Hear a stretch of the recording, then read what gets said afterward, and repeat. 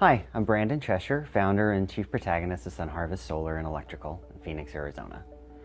Today we're going to talk about the methods of acquisition, particularly purchase finance, leasing, and power purchase agreements, what they mean and what the implications are.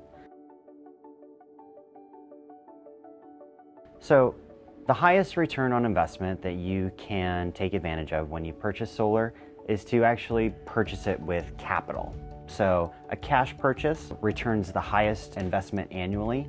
Typically around 5 years the solar system is paid for, and because it's under warranty for 25 years, you have 20 years basically of free energy production that you've already paid for. So that's the best utilization of your capital, is to purchase a solar system directly.